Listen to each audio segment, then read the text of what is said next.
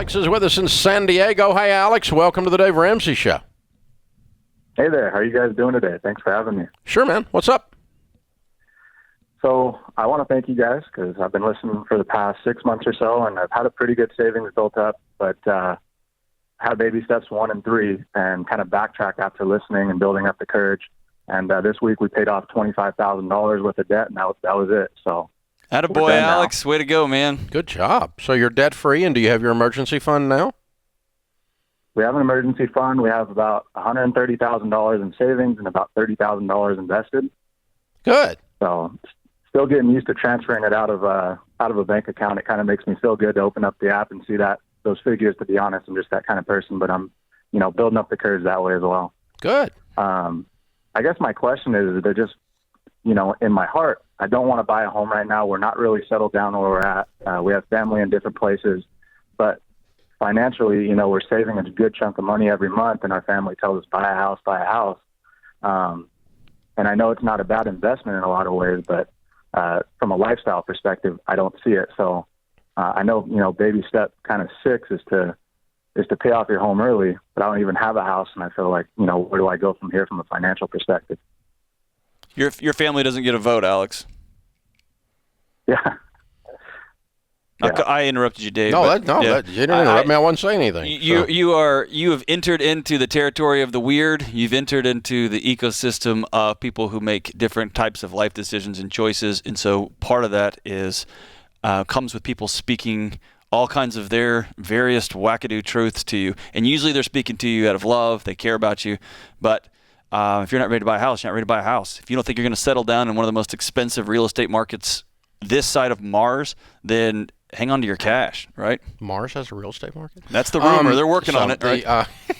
So, Alex, here's the thing. Short term, that's fine.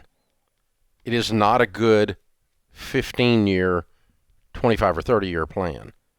And the reason is very simple. Rents go up continually until you own. And once you own, right, you fix the largest cost item in your line item budget is your rent, your cost of housing. You fix the cost of housing when you buy, and of course you fix it low when you actually pay it off. The second thing is, and rents aren't going to go anywhere but up. I mean, I'm old. I've watched rents go way up. My first apartment was $235 a month, and you can't even get a steak sandwich for that. So it's unbelievable. So yeah, you're going to see that, and it's going to rob your wealth over time if you don't buy. So that's where the idea of home ownership comes from, because it works for you on stabilizing your today and causing wealth building in your long-term tomorrow. Out of the 10,000 millionaires that we studied, we found 2 primary areas that caused them to become worth $1 million or more.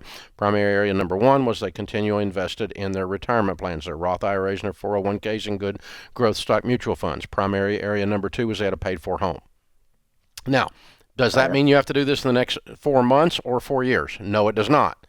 But just say, if what you're meaning is as a short-term lifestyle decision, I'm not sure I'm going to stay here. I kind of want to play this. I'm enjoying the pile of cash right now. That's cool, because probably not going to stay in San Diego. I may end up in wherever. That's all okay. No troubles with that. But the 10-year from you now version of you needs to own a house. Is that okay? Yeah, that makes sense. Would you recommend me, if we still are kind of, and I'm 25 years old, my wife is 21 right now, so, perspective in life could change all of that. And of course, if we had a family, we would be thinking of buying a house wherever we're at or picking a location. But when you kind of quote settle down more, you're still in play right now.